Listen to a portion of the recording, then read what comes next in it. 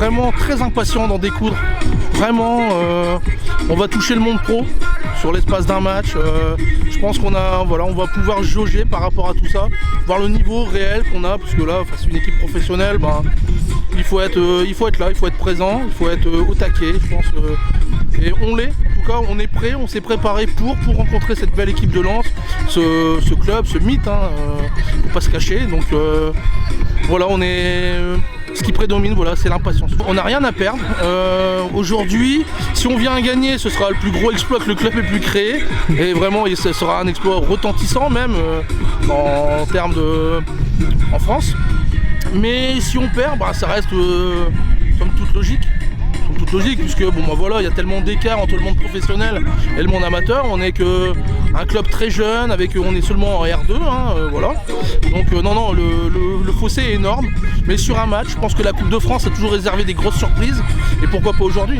Dans un premier temps, moi je trouve que le plus important déjà, c'est de les mettre en confiance, de leur montrer justement, de leur prouver qu'elles sont capables de faire tout ce qu'elles ont réalisé déjà depuis le début de saison. Je pense que moi je suis là depuis cette saison justement, avec beaucoup de plaisir et avec un groupe qui a envie d'apprendre, un groupe qui a envie de progresser, qui est justement dans une continuité en termes de progression et justement je sens qu'elles sont un peu stressées aujourd'hui, ce qui est normal. On est dans un enjeu qui est quand même assez exceptionnel. Ça arrive pas tous les jours de jouer un 32e de finale de Coupe de France contre une Ligue 2, mais on les prépare pas forcément différemment parce qu'elles savent déjà ce qu'elles doivent faire physiquement. Depuis le début de saison, elles sont prêtes. Elles ont, comme je le disais plus tôt, une continuité dans la progression physique. Donc elles savent faire. Il faut juste qu'elles oublient un peu l'enjeu, qu'elles se laissent pas justement absorber par le stress et qu'elles montent physiquement. En tout cas, moi de mon côté, de ce que je vois, c'est qu'elles sont prêtes, elles peuvent le faire. Et à elles de jouer maintenant, à elles de jouer tout simplement.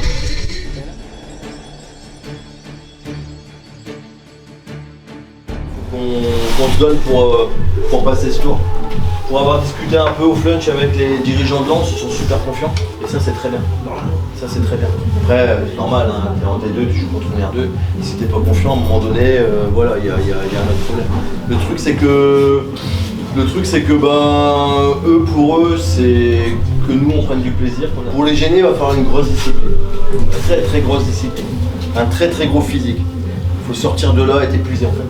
Faut pas rester sur le terrain et à la fin des 90 minutes regretter et puis aller faire un footing, c'est impossible. Ce genre de match, il faut qu'on sache élever notre niveau. On l'a déjà fait, vous l'avez déjà fait, vous l'avez fait contre Lillers, vous l'avez fait contre Sarcelles. Vous l'avez fait 2 fois. Et vous l'avez très bien fait. Maintenant, la deuxième mi-temps de Sarcelles a été compliquée. Physiquement, elle a été compliquée. Ils viennent en confiance, bon point pour nous. Ils vont faire tourner, bon point pour nous. Alors, ils vont faire tourner, vous inquiétez pas, ils vont mettre des peut-être job sur le banc, tout ça, mais ça va vite rentrer s'ils s'emmerdaient. Mais on a l'expérience des seniors garçons qu'ils ont joué il y a quelques mois contre Chantilly, National 3, 5 divisions d'écart. Et ils nous ont pas respectés. Et puis à la fin, il était trop tard. Quand ils ont fait rentrer leurs armes, il était trop tard. On était trop confiants. On a gagné au tir au but.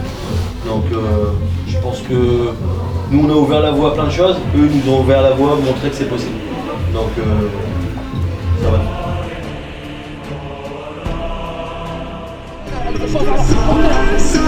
Préparez-vous à jouer des pros, les filles. Préparez-vous à jouer des pros. Donc restez concernés. On rentre au vestiaire, on va au vestiaire.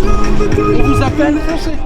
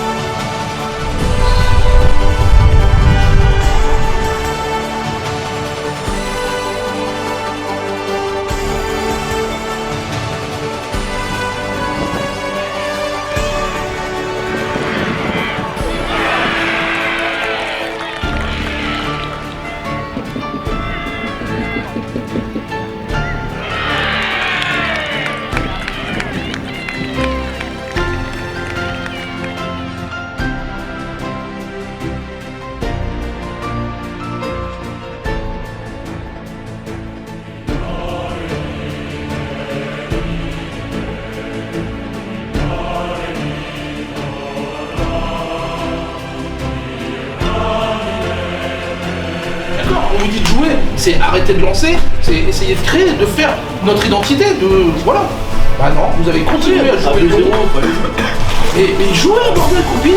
Mais il y a moyen.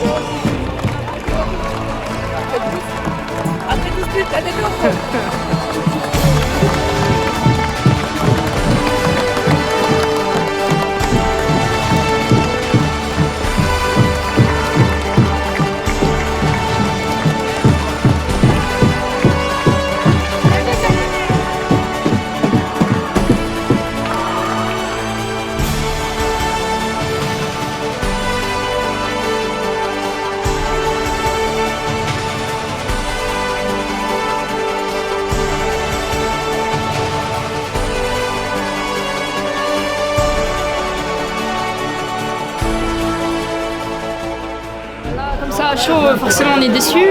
Après, on a essayé de faire quelques trucs. On a eu quelques occasions, enfin une, deux.